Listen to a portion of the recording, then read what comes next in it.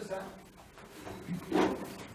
Y por eso daríamos, digamos, término a lo que es el plan de seguridad.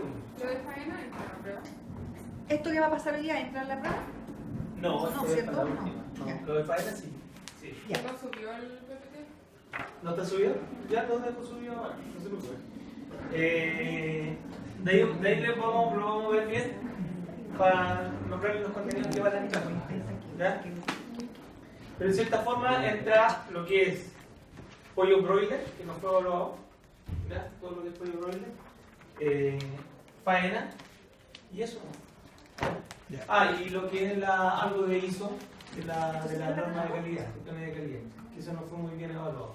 Pero de gestión de calidad van a haber 3-4 preguntas, no más allá que eso. ¿Ya? Y no en profundidad. Lo que más vamos a preguntar es lo que es pollo broiler y matadero. No lo voy a dejar fuera porque ¿Qué cosa?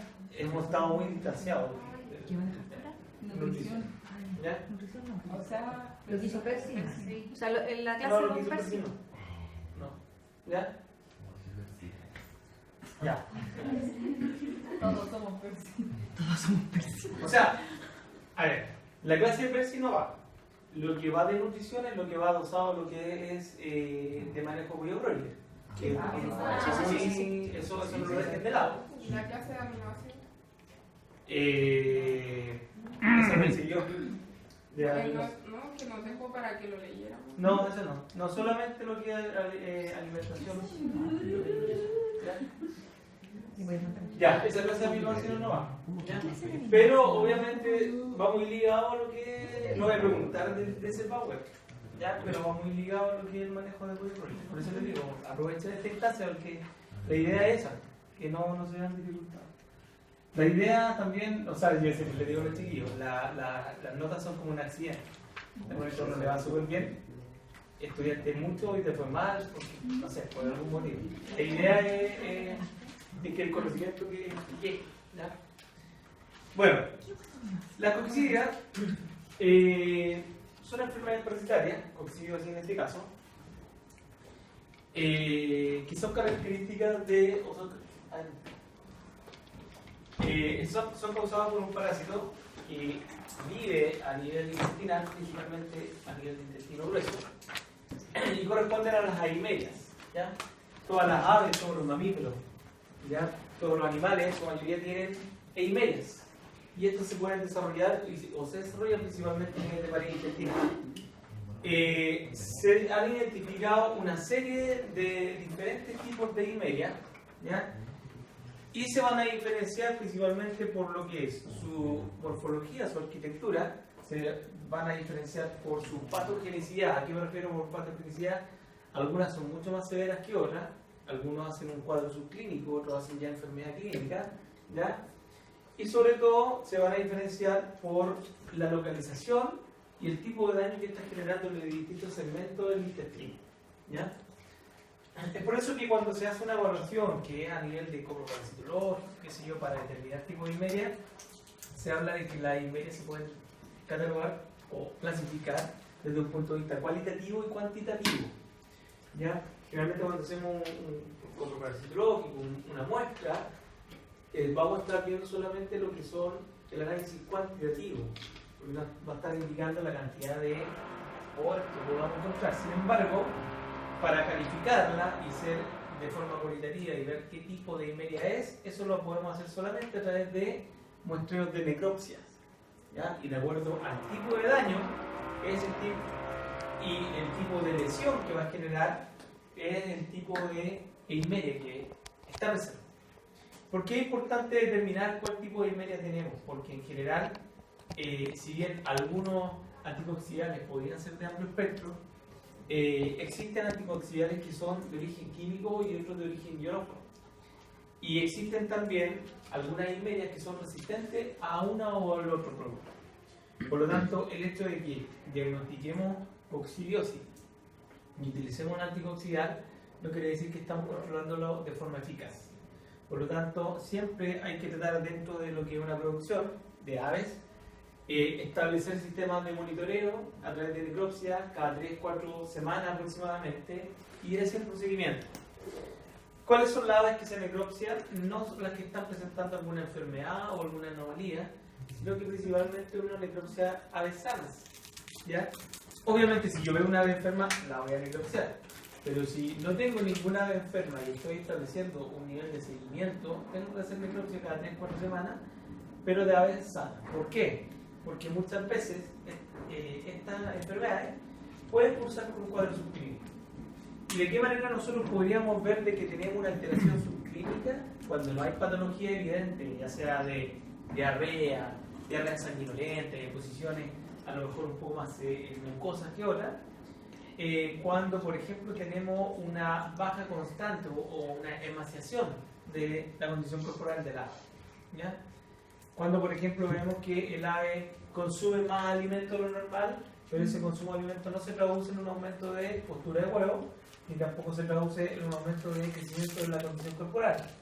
Quiere decir que el ECA está siendo aumentado, su eficiencia de conversión no es eficiente, ¿ya?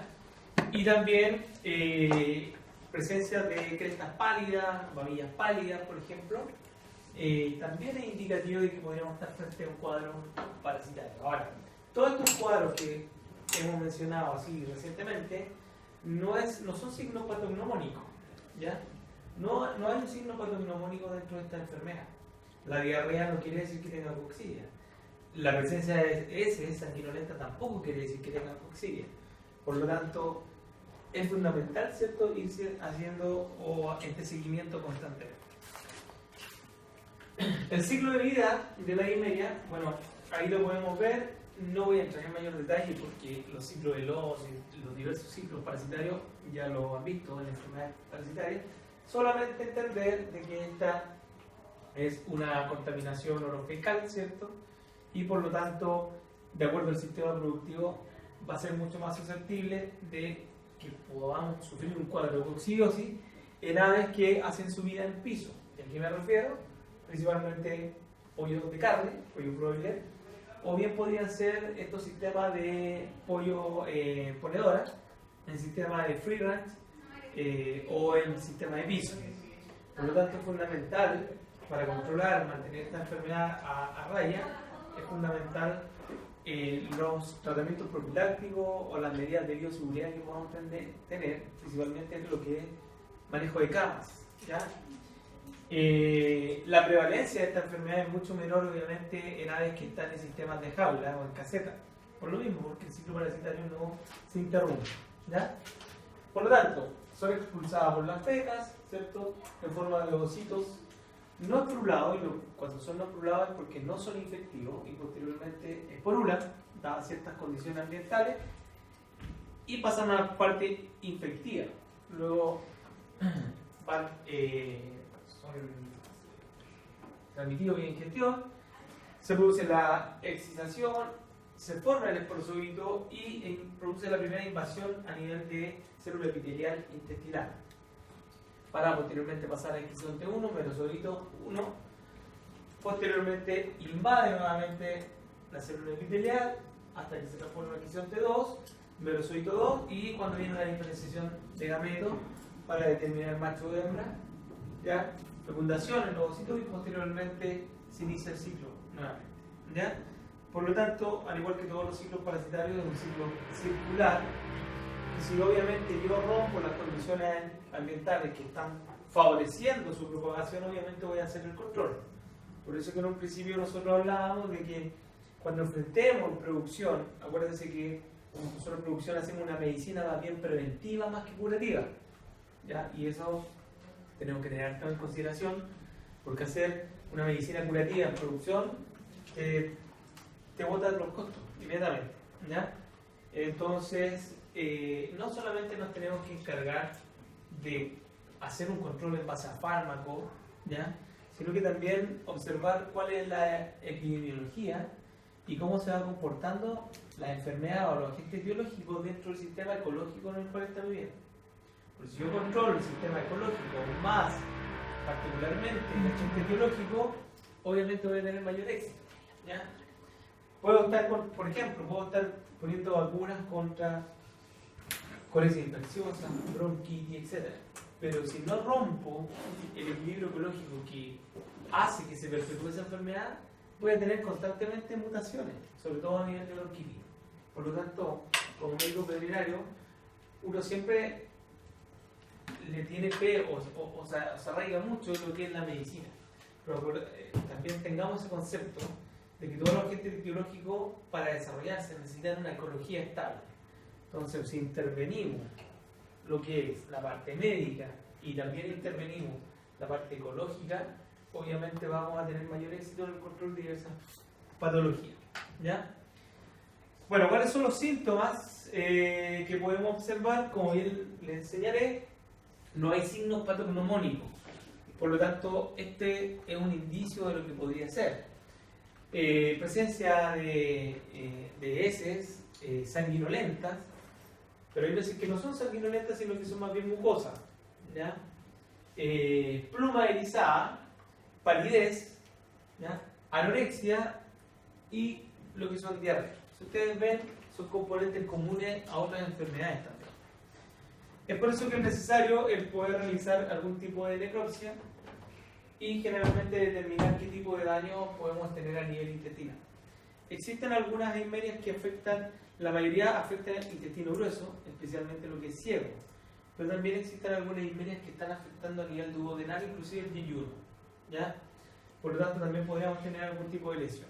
¿Qué lesiones? Bueno, van muy asociadas a lo que son las enteritis, inflamaciones, y muchas veces algunas de ellas, producto de la inflamación o de la enteritis, podría generar una intususcepción.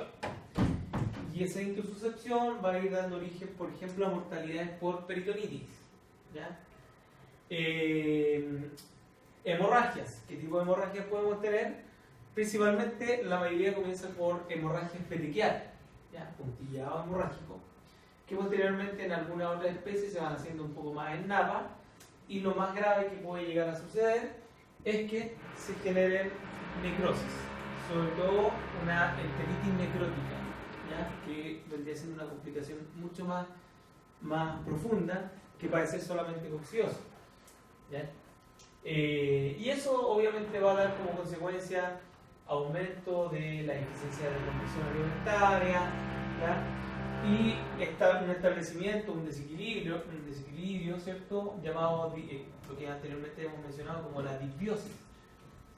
También podemos tener exudados a nivel de la cavidad celómica, ¿ya? Y ese exudado son, porque muchas veces al estar afectados, ¿cierto?, a esta enteritis, la inflamación, la dilatación que pudiese ejercer, también hay alteraciones de las presiones osmóticas, ¿ya? Muchas veces hay una disminución de la presión osmótica, aumento de la presión osmótica, lo cual hace de la luz intestinal, va a ir haciendo de que efectivamente estos exudados salgan un poco a lo que es cavidad, ¿ya? Entonces es fundamental ver qué tipo de daño tenemos para diagnosticar. ¿Alguna duda? ¿No? Bueno, ¿qué factores nos podríamos ver afectados o se podrían ver afectados frente a un proceso de coccidiosis? Esta patología está asociada, ¿cierto?, a lo que son la destrucción de los epitelios intestinales, y por lo tanto eso va a ir dando como resultado inmediato, ¿cierto?, una alteración tanto en la digestión y la absorción intestinal de los nutrientes, ¿ya? Acuérdense que la digestión y la absorción son procesos totalmente distintos, y lo que se ha afectado principalmente son la absorción de la digestión de las proteínas, digestión proteica, ¿ya? Como resultado de todo ello, obviamente la eficiencia, los rendimientos de conversión también son afectados, por lo tanto tienden a aumentar. Ahí existe una reducción de los consumos de alimentos, ¿ya? Y de la eficiencia, aumenta la conversión, por ende vamos a tener menor ganancia de peso, ¿ya? O vamos a tener una emaciación constante. En el caso de los pollos broilers vamos a tener que la salida del mercado se va a demorar más días, por lo tanto también los ciclos, si se demora mayor cantidad de días, quiere decir que los ciclos de recambio también van a ir disminuyendo. Diarreas que muchas veces podrían ser sanguinolentas, ¿ya? Ustedes saben de que la diarrea obviamente va a generar de que el tránsito alimentario sea mucho más rápido, por lo tanto la superficie de contacto que puedan tener las radios intestinales no van a ser adecuadas para la absorción. Decaimiento, despigmentaciones a nivel de cresta, babilla y diversos tipos de problemas, y lo que nos podría desencajar es la enteritis necrótica, que es uno de los mayores riesgos que esto nos va a ir presentando, sobre todo a nivel de una coxidia subclínica. Ahora, ¿cuáles son los factores o las condiciones que van a exacerbar la presentación de esta enfermedad? Bueno, en primer lugar, las camas, cama húmeda. Ustedes saben que una cama húmeda va a generar una ventilación inadecuada porque aumentan, ¿cierto?, las tensiones de CO2 y disminuyen la tensión de oxígeno, lo cual ya vimos en el caso de polio broiler que es de vital importancia y es muy contraproducente que esto se genere, porque como consecuencia de eso, una tensión baja de oxígeno, vamos a tener los problemas de muerte súbita, que ya lo hemos conversado anteriormente, ya síndrome acítico. Pero en ponedoras también vamos a tener problemas o dificultades. Por la experiencia que nosotros hemos tenido a nivel de producción y de crianza, y aquí podemos diferir un poco con el criterio de otros médicos veterinarios. ¿Por qué? Porque nosotros hemos hecho crianza y hemos hecho producción en aves con pisos de cemento, ¿ya?, con radier, o en aves que están en pisos de tierra, ¿ya? Y la experiencia que tuvimos es que finalmente el piso de cemento nos anda mucho mejor para controlar las variables de humedad y temperatura dentro de lo que es la cama, ¿ya? Generalmente cuando usamos pisos de tierra, que obviamente igual tiene viruta, la fermentación es mucho más rápida, fermenta mucho más rápido, y el control de humedad se hace un poco difícil, ¿ya? Realmente nosotros, el mayor enemigo que tuvimos con ese tipo de piso fue precisamente la humedad, más que la temperatura, porque la temperatura la podíamos ir controlando, ya sea con calefactores, ¿ya?, o bien si existía exceso de temperatura la podíamos controlar con una buena ventilación. No así la humedad, que llegamos a tener hasta un 90%, casi un 90, un 89% de humedad, lo cual es demasiado alto, ¿ya? Esa humedad hace que la cama se acidifique, que baje el pH, que aumente la parte por millón de CO2 y por lo tanto tengamos consecuencias fatales. Sin embargo, cuando hicimos la crianza en piso, la verdad que los factores de control de humedad súper bien. La humedad no va más allá del 65%, 70, 65, 70%, por lo tanto se controla súper bien. El tema es que hay que tener bastante cuidado con, obviamente, la cama de viruta. La cama de viruta igual se va a humedecer, pero uno la puede ir controlando con fosfatos, ¿ya?, o haciendo el intercambio a través de cal. Pero, ¿por qué le digo que uno puede diferir un poco con criterios, qué sé yo, de producción? Porque algunos señalan de que, de cierta forma, si tú llegas a tener un ataque bacteriano, sobre todo bacterias que tienen la capacidad de hacer escoriación, en general, con la tierra, uno puede hacer un vacío sanitario y sacar los 20-30 centímetros de tierra y elimina el agente que en cierta forma está como en forma telúrica. En cambio, lo que dicen es que también si hace el cemento hace poroso, es mucho más difícil el poder eliminar esta bacteria. Sin embargo, si lo miramos desde ese punto de vista, claro, uno puede encontrar razón. Pero si yo mantengo los niveles de bioseguridad adecuados, con pediluvio, rodiluvio, qué sé yo, un adecuado nivel de profilaxis, no debería tener un ataque, ¿cierto?, de agente etiológico. Por lo tanto, me saldría mucho mejor hacer un control preventivo o profiláctico y no tener estas variables de temperatura que me podrían desencadenar, entre otras cosas, problemas de coxidia o los mismos problemas de muerte súbita. Por lo tanto, el factor número 1 a controlar es la cama, ¿ya? ¿Por qué en unas condiciones se puede exacerbar la presentación de coxidia? Bueno, por uso inadecuado de los anticoxidianos, ¿ya?, de toda gente. ¿Y por qué se pueden dar de forma inadecuada? porque puede existir un bajo nivel o mal mezclado con respecto a la formulación de este producto, porque se formula con los alimentos. Entonces muchas veces podríamos tener un inadecuado procedimiento de poner este antioxidante, digamos, dentro de la formulación. Lo otro que también se da bastante es la resistencia que esto genera. ¿Y a qué me refiero con esto? Mantener usos prolongados de sistemas de anticoxidantes. En general, estos anticoxidantes se están dejando de usar, porque había algunos anticoxidantes que lo utilizaban como promotores de crecimiento, en conjunto con otros fármacos, como son la tirosina, algunas tetraciclinas. Es por eso que se han dejado de utilizar. Sin embargo, cuando tenemos factores que obviamente estamos presentes en una coccidosis, obviamente que tenemos que ir tratando, ¿ya? Pero existen, como les decía en un principio, algunos que son de origen ionóforo y otros que son más bien de origen químico. Los niveles de acción son totalmente distintos, ¿ya? El compuesto químico no se conoce muy en profundidad la forma de actuar que tiene para controlar el parásito, ¿ya? Pero sí se describe que podría tener una alteración a nivel enzimática, que altera algunas enzimas y por lo tanto altera el metabolismo propio del parásito, ¿ya? Mientras que los ionóforos son sistemas que en cierta manera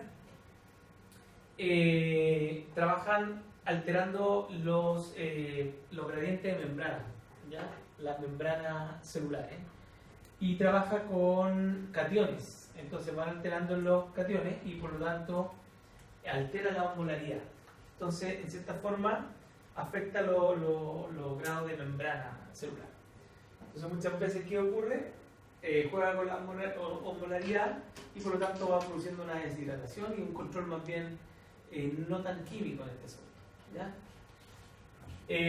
La diferencia entre usar uno y lo otro es que generalmente el producto químico, cuando yo lo uso constantemente, ¿ya? Voy entrando en un sistema de resistencia. Primero una tolerancia, ¿ya? La tolerancia es cuando cada vez tengo que ir subiendo, ¿cierto?, los niveles de control. Si antes, por ejemplo, se controlaba con 50 partes por millón de producto, la tolerancia cada vez va a ir subiendo, por lo tanto ya no voy a controlar con 50, voy controlando con 80, 100.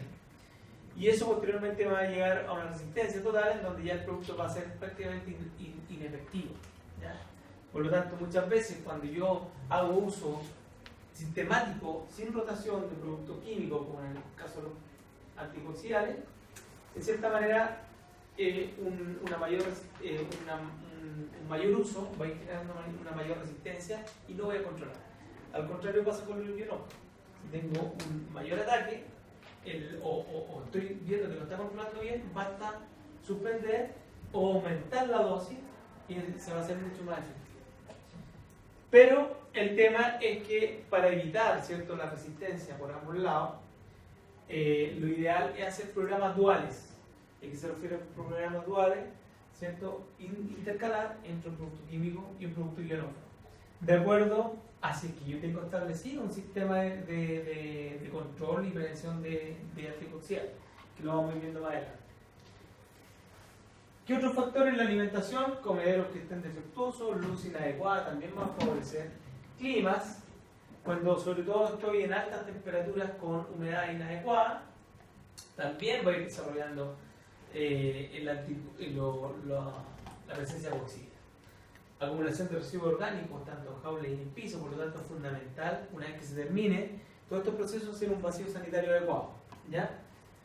Y otros tipos de situaciones que nos podrían ir agravando que se vaya presentando esta enfermedad, como por ejemplo tener una densidad aumentada de aves por metro cuadrado, ¿ya? En donde no respeto los 6 a 8 aves por metro cuadrado en el caso de gallinas ponévoras y por lo tanto tengo una sobreexplotación de la superficie. Cuando hay estrés, ustedes ya saben que ¿qué le produce estrés a la ave? Es todo.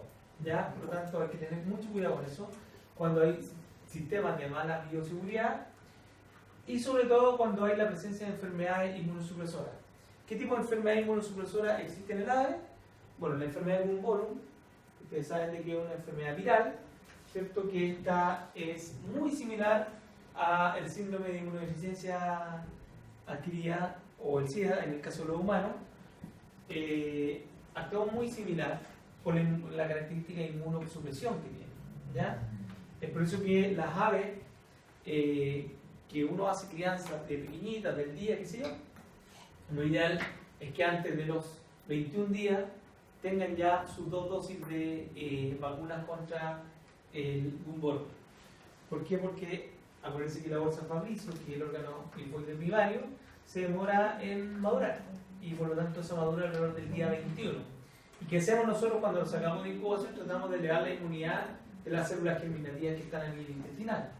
Pero en enfermedades inmunosupresoras, si tenemos Gumboro, lo más probable que podría desarrollar también de forma secundaria lo que es una coccidia, digamos en conjunto con todos estos sistemas que anteriormente hemos mencionado, ¿ya? Bueno, si se fijan ahí, yo voy a dirigir con el cursor. Existen especies de Eimeria que van a infectar a los pollos, tanto pollos como gallinas, y de acuerdo a la especie va a ser el lugar donde haga la infección y también va a ser la patogenicidad. Las más o las altamente patógenas están dadas principalmente por la Eimeria tenela, que es la más grave en realidad, que esa es la que llega a generar necrosis a nivel de los ciegos principalmente. Y por último tenemos la Necatrix, ¿ya? La Eimeria Necatrix, que son las de mayor patogenicidad, ¿ya? Y otras que son de baja, como el caso de la Praecox, ¿ya? La mitis y, bueno, posteriormente algunas moderadas, como la Eimeria brunetti, ¿ya? Eimeria máxima, etc. ¿Dónde hacen los daños? Bueno, en el caso de alta patogenicidad, principalmente Eimeria tenela, afecta ciegos, ¿ya? Generando principalmente problemas de necrosis. Y en la Necatrix, que afecta principalmente a nivel de yeyuno, ¿ya? El resto, tanto la cervulina como la Praecox, va a estar principalmente afectando a nivel duodenal. Esas tres son las que afectan principalmente lo que son intestino grueso, ¿ya? Mitis brunetti, principalmente a nivel de I. Ahí tenemos diversos tipos de mortalidades y morbilidades, ¿ya? Y si ustedes se fijan, ya la tenela y la Necatrix son las que mayormente presentan mortalidades y en conjunto con morbilidades altas también. Entonces ese es un antecedente a tener en consideración, porque en el caso hipotético de que pudiese sobrevivir, ¿cierto?, a un ataque por esta coccidia de alta patogenicidad, la morbilidad también va a ser alta, ¿ya? Por lo tanto, no sé qué será mejor. No sé si será mejor que sobreviva o que con una alta morbilidad. ¿Por qué?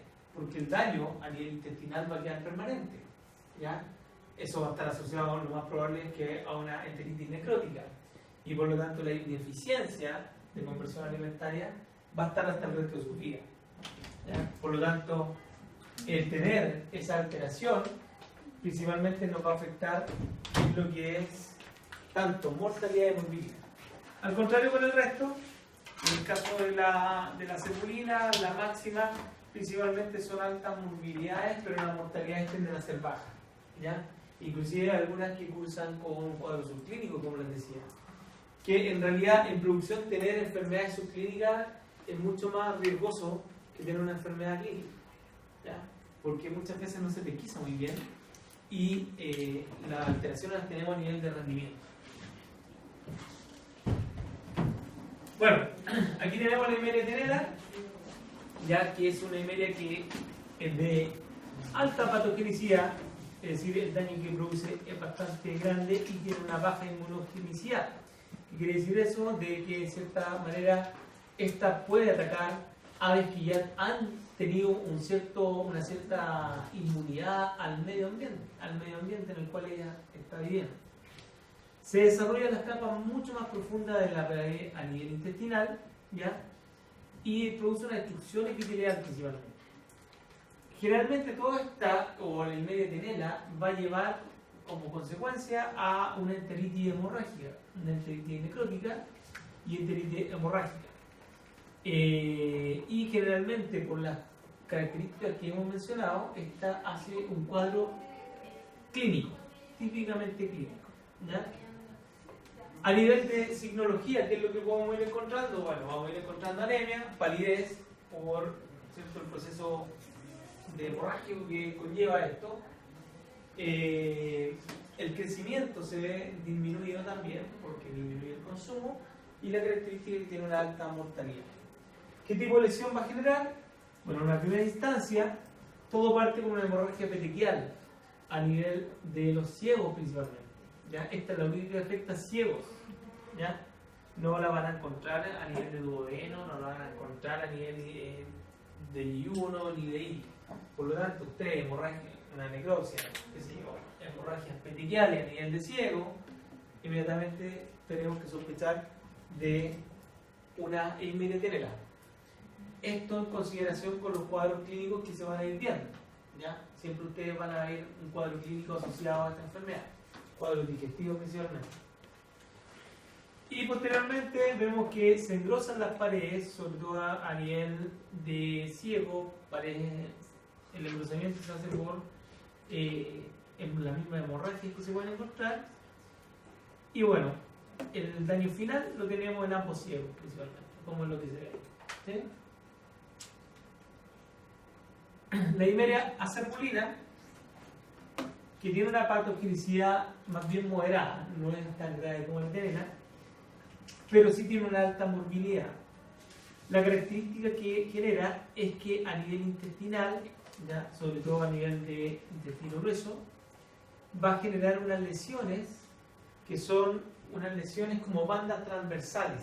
Ustedes abren y son, es como delineado, como raya tigre. Pero la característica es que esas bandas transversales son más bien blancas, ¿ya?, que es lo que la diferencia del epitelio. Generalmente las lesiones son superficiales y es por eso que se puede observar, digamos, la banda transversal, ¿ya? Como consecuencia de todo esto va a generar una reducción en lo que es la absorción de los nutrientes y por ende va a afectar todos los parámetros productivos que anteriormente hemos mencionado. El índice de compresión alimentaria, ¿cierto? Van a aumentar los consumos de alimentos sin que tengamos ganancia de peso y sin que tengamos aumento de huevo también, ¿ya? La característica que tiene, que este tipo de Eimeria, la cerulina, tiene una baja patogenicidad, es lo mismo de edad, pero la morbilidad es alta. ¿Y qué se traduce en una morbilidad alta? Es que hace un cuadro subclínico, ¿ya? Por lo tanto, aquí no vamos a ver muchas veces las características que mencionamos anteriormente. No vamos a ver diarrea, no vamos a ver tampoco un decaimiento excesivo en el ADN. Solamente lo vamos a asociar por la ineficiencia del rendimiento, ¿ya? Por eso les digo, a ver, que son mucho más chicas que el resto, que crecen a un ritmo menor, lo ideal es que puedan necrociar, ¿ya? Entonces esta es la que hace su clínica. La máxima, Eimeria máxima, que es la otra que tiene una alta mortalidad y también alta morbilidad, ¿ya? Generalmente los primeros daños que van a producirse a nivel intestinal es una enteritis, es decir, una inflamación, y esa inflamación va a estar dada por una característica de edema, es decir, va a generar un edema a nivel del intestino. Esa inflamación genera un edema y cuando ustedes abren ese intestino, la característica que tiene es que van a encontrar como unos cuerpos circulares, ¿ya? Y eso no es que sea algún producto, sino que solamente son presencia de alimentos no bien digeridos, ¿ya? Entonces cuando estamos frente a edemas y si yo abro ese intestino y encuentro alimento que no está o que está parcialmente digerido, lo asocio a lo que es la Eimeria máxima. Ese edema ustedes saben de que hay una extravasación, hay líquido de alteración de la presión oncótica, la osmolalidad interna del lumen aumenta, y por ende todo ese edema, al tener las condiciones inadecuadas, más bien una condición de anaerobiosis, ¿cierto? Se va haciendo un caldo de cultivo, se va generando esta disbiosis, pero ese edema pasa a producirse un sistema más bien hemorrágico. Entonces, después que si esto está avanzado, podemos ver flacidez y contenido hemorrágico dentro del intestino, ¿ya? Y a nivel de mucosa vamos a ver también hemorragias petequiales, ¿ya? Y la otra característica es que como se generó este edema y esta hemorragia, la otra característica que también nos va a ir dando cuenta de que podríamos estar en esto es que también existe un exceso de mucosidad a nivel intestinal. Inclusive las deposiciones salen con mucosidad, con mucho mucus, ¿ya? Y esa es la característica principalmente de la dimedia máxima. Mientras no tengamos la manifestación de mortalidad, ¿cuáles son las signologías que podemos encontrar? Pérdida de pigmentación, más anémica, una pobre conversión alimentaria, disminución de peso, etc. ¿Duda hasta acá? ¿No? Ya. La otra es la media necatix, o necatix, ¿ya? Que generalmente produce lesiones a nivel de la zona media del intestino, principalmente a nivel del intestino delgado. Generalmente también aquí vamos a tener una enteritis, y como lo podemos ver que en su totalidad el intestino está ampliamente dilatado, ¿ya? Esa dilatación puede ir acompañada principalmente con manchas blancas y oscuras, pero de tipo de pimienta. ¿Ustedes conocen la pimienta? Entonces, en vez de hemorragias petequiales, vamos a ver también algo muy similar a una petechia, pero no hemorrágico, no rojo, sino que más bien de un aspecto un poco más pimentoso, ¿ya? También podemos encontrar moco sanguinolento, pero distinto al anterior. La otra era mucosidad, este es una mucosidad más bien sanguinolento, ¿ya? Y lo que ocasiona la necatrix es que se caracteriza porque la dilatación es tan grande que muchas veces con los movimientos peristálticos va a generar una intususcepción, ¿ya? Y al generar la intususcepción, obviamente se va a formar un foco necrótico que va a ir asociado también a la presencia de peritonitis, ¿ya? Y como podemos ver la peritonitis, bueno, a lo que es necropsia, alteración de lo que son las serosas internas, extravasación de líquido, etc. ¿Ya? Los signos clínicos, al igual que el resto, diarreas, disminución de la eficiencia de conversión alimentaria, pérdida de peso, deshidrataciones, etc. Como insisto, no son cuadros patognomónicos, ¿ya? Pero sí lo que va a ser patognomónico va a ser el tipo de lesión, ¿sí? Media Brunetti, ya en Chile no está oficialmente, no se ha aislado, no hay un indicio de que efectivamente se haya encontrado, pero se caracteriza porque la hemorragia a nivel petequial y en mancha se presenta principalmente a nivel rectal, lo más posterior posible al tubo digestivo, ¿ya? Principalmente a nivel de recto. Última porción del intestino, fecas mucho más acuosas, mucoides también, lesiones hemorrágicas. Y bueno, en cuanto a signología es exactamente lo mismo, ¿ya? Pero el daño está a nivel de recto, muy apegado, ¿ya? Bueno, ¿cuáles son las herramientas de control? Principalmente el uso de anticoaxiales sintéticos, ¿ya? Anticoaxiales ionóforos, como lo que anteriormente hemos conversado, y la vacuna, que de cierta manera la vacuna es un poco no cuestionable, pero sí está muy sujeta a lo que son los criterios médicos, porque en realidad son medias que permanecen dentro del intestino. Yo no estoy, introduciendo un antígeno, digamos, que no esté presente. Entonces, en realidad, controlar las variables que hacen que esto pueda aumentar, para mí personalmente es mucho más efectivo que estar haciendo un control de vacuna. ¿Y por qué lo digo? Muchas veces también existe la vacuna para la colitis infecciosa, por ejemplo, que es una vacuna extremadamente cara, porque la colitis infecciosa se da bastante, pero existen condiciones ecológicas que hacen favorable para que se desarrolle la colitis, o sea, la colitis. Por lo tanto, yo puedo tener vacunas para la colitis infecciosa, pero si no controlo las variables, lo más probable es que me va a dar igual. El tema es que va a dar un poco más atenuado, y aquí pasa exactamente lo mismo. Yo no, con la vacuna no voy a evitar que no tenga posible. El tema es que si va a haber un ataque, obviamente va a ser mucho más atenuado. Pero la variable es fácil de controlar, ¿ya? Por lo que hemos ido conversando anteriormente. Hay algunos productos anticoxidiales, en el caso de los químicos, por ejemplo, está la nitrarbacina, totralsuril, que son los más conocidos, ¿ya? El Zoalen, los nitrofuranos, etc. El amprolio, que también es bastante el diclazuril, y también las sulfas. Ya las sulfas, los antibióticos sirven para controlar coxidia. Lo que sí hay que tener esta consideración es que las sulfas muchas veces dañan las glándulas calcígenas, en el caso de la de postura.